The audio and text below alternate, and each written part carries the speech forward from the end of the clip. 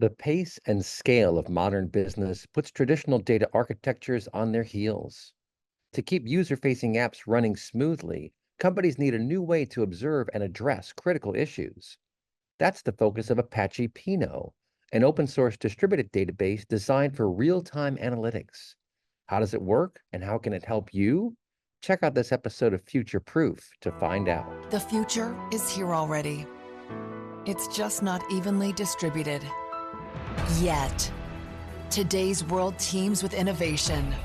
The nexus of hardware, software, and human ingenuity promises a revolution in possibilities. What does tomorrow look like? Witness Future Proof. Yours truly, Eric Gavanaugh, here with a couple experts in the field. We're going to be talking to my good friend Hayon Park of Amalgam Insights, and we have Kishore Gopalakrishna as well on the call with a company called StarTree that's doing some very interesting things in the world of data. And a couple quick thoughts about the topic, a Pinot for your thoughts, next gen observability. Yes, okay, Pinot is an Apache project. Of course, it's also a wine, Pinot Noir. The wife loves that, Pinot Grigio, so people know Pinot. But it is an Apache project, and we're going to talk about that today. We're going to talk about observability and really meta observability to a certain extent and what that all means. And Gopala spent some time, or Krishna, I'm sorry, Kishore spent some time over at LinkedIn and before that at Yahoo. And of course, LinkedIn is where Kafka came from. And Kafka has taken the data world by storm with its ability to stream tremendous amounts of data. The problem with Kafka is that there's a bit of an impedance mismatch. So they came along, figured out this great way to set up topics that stream tremendous amounts of information, but how you capture that and do things with it becomes a bit of a challenge. And being able to analyze it as it's flying across the transom, that's kind of the holy grail, if you will. And that's what these folks at StarTree have figured out. So being able to analyze data as it arrives, that's very compelling, because if you have to wait for the warehouse, well, how long does that take? Is it an hour? Is it a day? Is it a week sometimes? You never know, depending upon the installation. And let's face it, sooner is better, especially if bad things are happening. You want to know right away. If good things are happening, you also want to know right away. And then observability, what is that? We're basically now able to see into these environments, into the data pipelines, for example, into the data sources, and understand what's flowing and what's not flowing. So you get a baseline, you understand what's supposed to be happening, and then with observability, you get early warning alerts, basically, that something isn't right. And so that's great for data teams because they know, all right, we got a problem here, we have to fix something, so they can go in and fix it, and you don't wind up making decisions on bad data, on missing data. There's a lot of technical aspects of getting this all right, but it's very important. And I was said on the call when I talked to StarTree a couple of weeks ago, as they told me about the technology, I was like, you're reminding me of another company we did some work with, a company called Mesmo. And what they do is they sit on top of observability feeds, and they allow you to select the signal you want to keep and also just persist in maybe cold storage, all the other stuff that you don't necessarily need. Because the fact is, once you start with these observability vendors, whether it's New Relic or Datadog or any number of them, there's like 20 or 30 of them these days.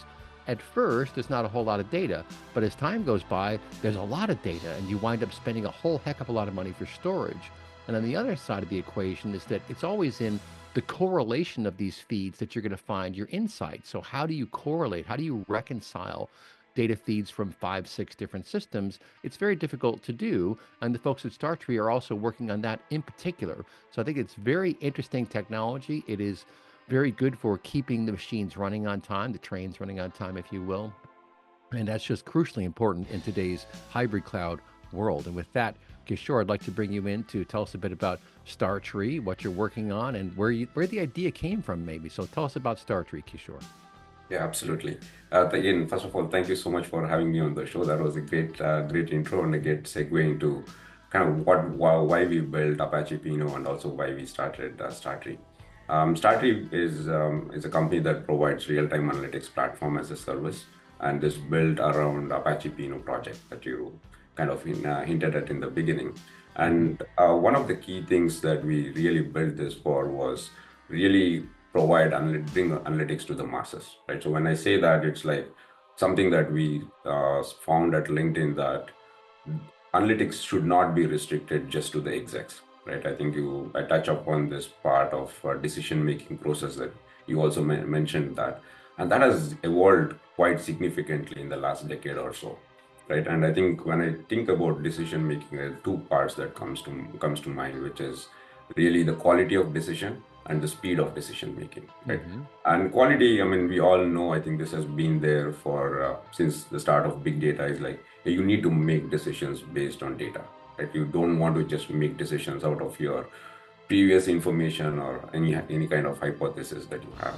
And the second part is the speed, and that's where Pinot came in, right? Which is the events are happening. Why do you have to wait for the next day to actually make those decisions on the data? So Hmm. that's where we were able to provide those insights to make quick decisions. And you don't have to wait for another day or two. And I think the second, which is very interesting and something that we found at LinkedIn, is there is also a major change here on who is making the decision. I think that was a very important factor for us to build this project, which is if you go back 10, 20 years ago, it was only the execs or the product managers who were making the decisions based on data. It almost used to be this luxury that you had in the company that only for some people could have access to this data. But that is something that we found at LinkedIn, that everyone should be making decisions. It should not be restricted to these elite people within the company, because the more decentralized decisions that can be made, the better it is and the faster the company evolves. And not just that, what about your users and what about your consumers, right? So LinkedIn, we thought about what decisions are the members of LinkedIn making, and that's kind of what changed the whole game for us in terms of thinking about analytics as it's no longer something that's batch, and it's no longer something that's restricted to some certain set of people within the company. Can we make it real time? Can we open it up for the entire world? And that was like a kind of an experiment, I would say, to begin with at LinkedIn, because we were also trying to solve the engagement problem, but it opened up a completely new set of data products that we could build. And then if you see LinkedIn today, like pretty much any number on LinkedIn, it's basically a real-time analytics Wow. powered by Pinot. Right? Yeah, and so I've been in this analytics space for a long time. I first got into it back in 2001, and I just knew that data was going to be big, and I also knew that analytics was going to be huge. And being able to crunch the numbers and really get an understanding of what's happening, that's the key to analytics. And it's Yeah. all about, to your point, making better decisions. It's funny, we talked about business intelligence for the masses 23 years ago. It Yeah. took us a little bit longer than I expected, but it's here now. And I think Kishore, my impression is that once someone can see the analytics and use that capability, they don't want to go back. It's Yes. like being able to flip a light on in a dark room. You don't want to turn the light back off and try to find stuff. You want to Yeah. turn that light on and see. Isn't that right? Yeah, no, absolutely. I mean, a lot of people, I think one of the things that when I talk about this, people say like, I don't need it. And I'm like, hey, you're using it on a day-to-day basis. You open up your Uber Eats app and you're actually looking at how long, which restaurant am I going to pick? And then you're picking based on like how long it's taking to serve that. Guess what? That's real-time analytics. Real-time analytics doesn't mean that you need to see a chart and it's like it's any number that is actually computed in real time. That's basically the definition of real time analytics. And imagine now going back, and if you want to order something, someone calling a restaurant and then calling multiple restaurants and asking how long are you going to take to order to serve this order, and then making a decision. There's no way we are going back to that, right? And with all the Ubers and DoorDash of the world, this like completely changed the way we think about food, the way we think about travel. You're no longer calling a taxi to actually go to from one place to another. So this is like the change has already happened, and it's just more about people noticing that and seeing that, hey, there is something behind the scene that's actually making it possible. Yeah, and you bring up another excellent point here, which is that what we see in the consumer world is driving tendencies and expectations in the business world. Now, you Yes. think about how Uber revolutionized the whole ride sharing concept and getting a taxi service, basically. And let's face it, yellow cab and taxis were just living in the Stone Ages. Yeah. And all of a sudden, when you can see the car around the corner on your phone, Yeah. that's a huge deal. And we're seeing the same thing now in the real business world because people can see what's happening. And when you can, at the other side is comparisons. When you can compare what you're doing with what other people are doing, and you can see that comparison, it's really a strong driver for change and for efficiency, right?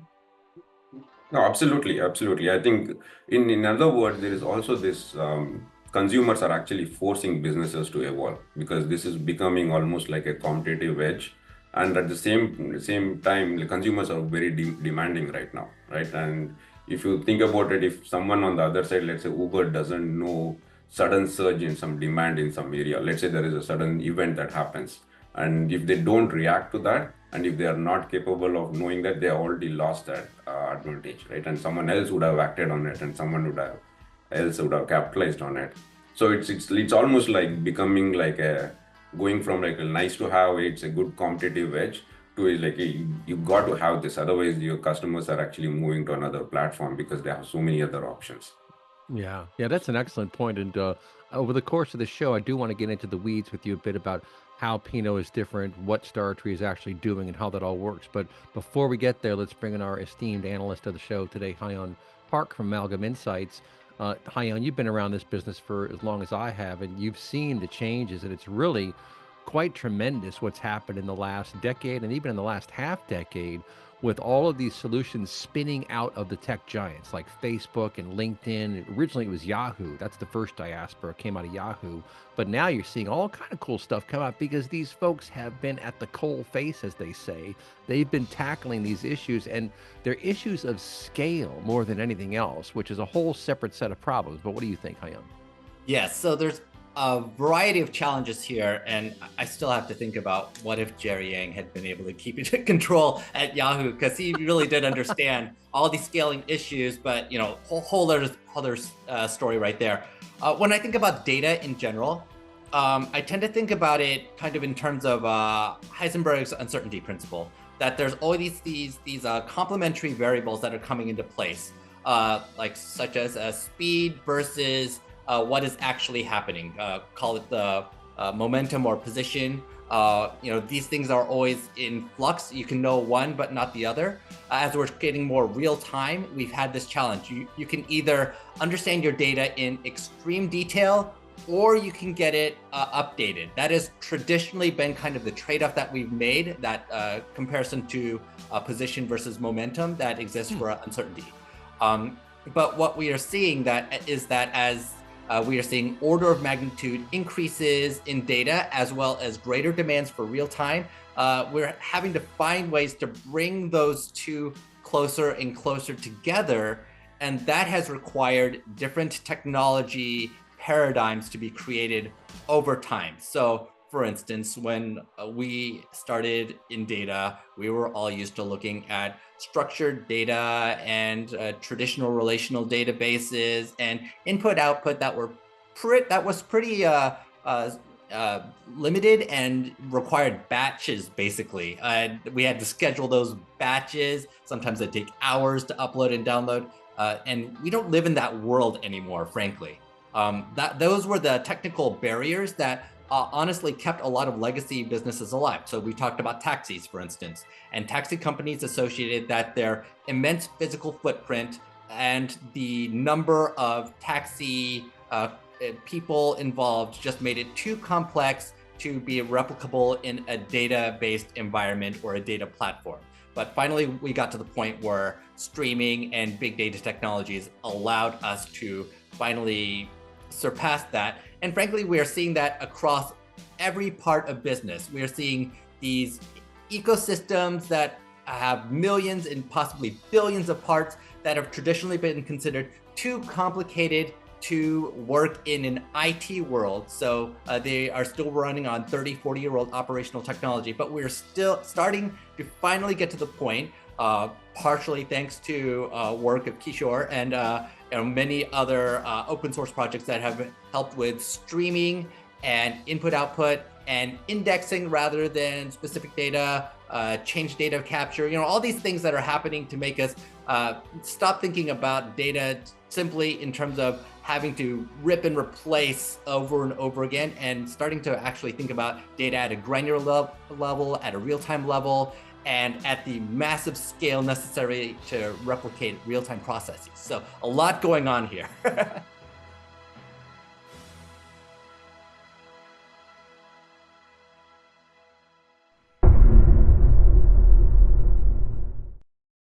Right at the end of that segment, I'll throw this over to you, Hayan. Kishore made a really good point about data products and about enabling your teams to see the kinds of data necessary to give them the ideas and the material to build these products. And then once it's built, then you can roll it out and let people use it. And it's my experience when people get a good data product, they just love it. You sit there. I mean, Google is kind of like a data product, right? You just ask it questions because they did a bunch of work behind the scenes to index the web. This, of course, started at Yahoo, and it's where Hadoop came from, really, was indexing the web. But once you've got it, you love it, and everyone loves it now. And now we have Gen AI and all these other things. There are always some issues to be sorted out, but nonetheless, when you get a good data product, people use it, and then they start making better decisions. And so that's really the snowball we want to go down the hill here, is to get that excitement in the organization to figure out what these things are and then really start building them and using them, right, Hyun? Right. And from a practical perspective, we've wanted to turn data into products for a long time. But what makes it hard is that there are so many different pieces to this. It is easy to be a technician and simply say, we have created the data store, the initial single source of truth that we're going to use from a data perspective, and say that's the product. But from a reality perspective, you also have to think about the analytics, the outputs associated with that data product. You have to think about the ongoing maintenance of that data source and the outputs, the infrastructure that's involved, which obviously we've wanted to throw this all to the cloud, and starting to see that perhaps we need to pull some of this back in-house over time, especially as we're starting to think about AI. And then also thinking about just how this is going to scale over time, because honestly, we are all living in a world where things like Moore's Law and just the growth of data are just relentless. Everything is doubling every 12 months, 18 months, 24 months. You can pick your time period, but the end result is basically every decade, we're seeing something like 100x growth in everything that we build. So anything that we build today in 2024, we just have to assume a decade from now, if we are successful, this is going to be 100 times bigger at the very least. And this is even without assuming that you have great growth and 10x or 100x your company, in which case you've got a 10,000x challenge compared to what you have today. And your architecture and data plans have to at least take that into account, the potential for that success and the ability to move forward and adjust your data, the velocity of your data, the variety of your data over time to account for these inevitable changes. This is predictable. At least this growth is predictable, that it's going to be massive. Yeah, and it's a good point, and it's also important to note that at certain stages of growth, things change. You just get a whole different dynamic. You see this in companies, like 1 to 10 employees is very different from 50 to 100, which is very different from 1,000 to 5,000. And you need people who can manage in different ways. You need people who can articulate and communicate in different ways and partner, and all this comes into play. And then you see the same sorts of dynamics in systems. When systems go from 1 node to 10 to 100 to 1,000, you run into different problems. And Kishore, I'll throw it over to you. That's the kind of stuff you folks experienced at Yahoo and at LinkedIn. And so you have the experience, you know what it's like to go hacking through those forests. And it's, I'm sure at times bewildering. And this is where a lot of the good ideas come from, of like, hey, wait a minute, if we can instrument this one system, then we can get a feed to understand what's going on. That's kind of where observability came from, right? No, no, absolutely. And I think you mentioned about the scale. It's funny. I really got into this because of the quote at on distributed systems is like, it's funny that your system is rendered completely useless because some other system is down somewhere else. And it's like, you can't really grasp that, hey, my system, why is it useless? Because something else went down somewhere else. That's the real challenge of a distributed system, right? It's like something goes wrong somewhere and then something else is not working. And then you need to somehow correlate all these things and get to the root cause. And I think for me, you mentioned about observability, but it's been there for a long time, right? I think, but the two important things in observability is really the MTTD and the MTTR, right? It's like how long do you take to identify the issue? Because there's so many issues that just to go and identify, right? And we used to have this chart. We had like a big black hole in the center, and we would say like how many issues actually were here that you probably realized 1 year later, because it just continued to become bigger and bigger, and that's when you realized. And this was like, hey, you launched a feature 6 months ago, and suddenly you get to see the impact of that now, because it's just no one was tracking the exact impact of that. So the first one is the MTTD, which is how long do you take to identify. And the second part, which is actually very important, and most people actually ignore this, is the MTTR as well, because you can't really fix the issue unless you know why it happened. So that question of why is actually super critical. And most people just focus on the first part of detecting. And that's actually sometimes a lot more easier, because it's right in your face. It's like your revenue is going down, or like the number of traffic, number of visits to your company is actually going down. But going from there to actually fix involves this intermediate step of figuring out the root cause, because you are just looking at the symptom and you have no idea what the root cause is.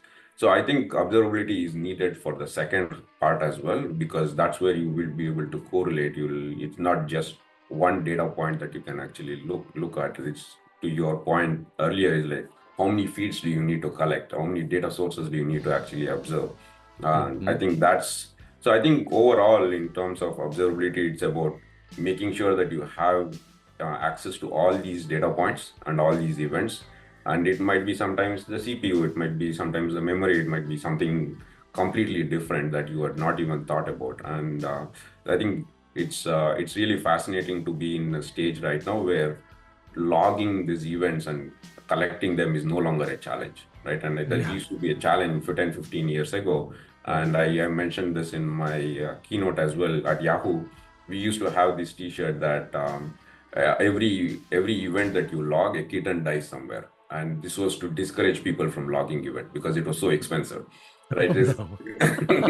So like imagine going from that era to like you're pretty much tracking everything, and even if you don't want, your watch is probably sending your health signals every second, every microsecond. So I think that to Hyun's point of like everything is going to be 100x.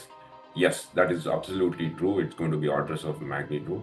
And what we need is systems that allow us to still analyze all this data, but the unit cost per analyzing each event drastically goes down, right? I think that's kind of how we see, and that's one of the things that we started off with Pino is how do you reduce the cost per query, right? How do we? So that's the way we looked at it. And if you look at Kafka, and it basically did the same. It's not like there were no event logging systems before Kafka. There was RabbitMQ, there was ActiveMQ. But it was, what people didn't realize is the cost of every event was actually very high. That prevented people from logging it. But that changed. And that's what we are changing with Pino as well. Like you should be able to query as many number of times, and you should not be thinking about, oh, what's the cost of, why I ask this other question, is it going to increase the cost? And that's where data warehouse actually didn't deliver on the promise, because if you look at the cost per query on a data warehouse, it's very expensive compared to the systems that we have actually built. Well, and this is, and so just for our audience sake, median time to identify and median time to resolve, right? These are the metrics that you're talking about, and it also has to be tracked. Like, how long does it take you? Is it a minute? Is it an hour? Is it 5 hours? And when it gets really bad, it's like, okay, guys, something's going on here. We got to retool and rethink things. And Hayan, I'll throw it over to you just to help our audience understand. I think it's so fascinating what we've seen again coming out of these tech giants, because they realized, like Facebook goes and creates Cassandra, because they realized there was no database on the market that could do what they wanted to do. The scale was so significant. It's not like they can go buy SQL Server and run Facebook on SQL Server. It ain't going to happen. And so they had to roll their own, right? Yeah. And also, we've been running into a new era of IT observability, where we really have been able to think at the packet level and go from network observability, application-based observability, database observability. And these all used to be separate systems that we all had to coordinate to get things done, because each system actually looked at a different level of IT activity. And then we had to kind of align all these to figure out what was actually happening at the most granular level. Now we actually have the data tools and to be able to look at activity in near real time. I always say near real time because somebody's always going to quibble about whether it's a millisecond or a nanosecond or whatever. But I will say that if you're looking for what's happening within the last few seconds, we have the technology now to figure out what is basically happening in near real time. And that really opens up a new level of visibility from, I would say, going one step back, thinking about data as a product. Now we can actually think about the margins associated with each data product, because we actually know how much it costs to run a data product to a greater extent now. Whereas before we had to do a lot of guesses. We could look at this network part, we could look at the storage part, we could look at this compute part, we could look at all of our separate systems. But now we're starting to have this one actual view of, at that lowest common denominator, of the actual data that is involved across applications and transactions, and saying, here's the actual cost of the application at the end of the day, or the product that we have at the end of the day, and be able to make better business decisions at the end of the day, which is, I think, the more important and practical aspect of all of the progress that we're making from this IT and data scaling perspective. Yeah, that's really good stuff. And Kishore, I'll throw it back over to you to get back to this key point, which is concurrency, concurrent users. In the data warehousing space, companies like Teradata spent years engineering to be able to deliver concurrent analytics, because it gets kind of hard. If X number of people are all hitting these tables and those tables, things are going to slow down. That's going to cause trouble for concurrency. And so they had to engineer for that. And here with a company like LinkedIn, with a service offering like LinkedIn, think about how many users you have logging on all the time. So you need to have a distributed architecture. It needs to have tremendous failover capabilities, and it needs to be able to break things down into little bits and processes as the use cases come in, right? As the activity increases. And everyone who logs on to LinkedIn knows it's like you take it for granted. All that stuff is there, but there's a whole lot of engineering that goes on in the back room to enable that kind of scale, right? Yeah, no, absolutely. And I think one of the things that we did was to first understand how data warehouses were solved, because this has been there for like 10, 20 years. And I think one of the things that I definitely didn't want to do was build another database, because I had built one before Apache Pinot, and I knew how hard it is, and I tried every possible thing to not build another one. And then it's That's that, funny. to your point, I think it's fascinating when you actually go to the first principles and then see, like, why is this not working in data warehouse? I think one of the key insights that we found was most of the databases approached it from the angle of, this is the amount of work that we need to do to serve a query. How can we make it fast, right? Yeah. But that's where we came up with a different approach, which is like, maybe we shouldn't be doing this much amount of work. Can we actually reduce the amount of work instead of trying to keep the work the same and then try to do it faster by doing SIMD, by doing columnar, by doing distributed architecture? Those are all like things that people had applied. And that's where we came up with a different approach of like, maybe we shouldn't be doing all this work. How can we eliminate the work instead of trying to do the same work faster? And that's where the idea of indexes were born. And we kind of went all in terms of thinking of indexes as a first-class citizen, not like a nice to have and an add-on later, right? So we kind of went all in on indexes. We went all in on real time as well, because that's another part that data warehouses didn't. It was always batch load that you could do in terms of data warehouses. So we wanted to be able to ingest data, and we put a very, very hard line on, there is no micro batching. There is no, oh, we'll do like 1 minute, 5 minutes, because the challenge with these micro batching is like, once you fall back, you're never catching up.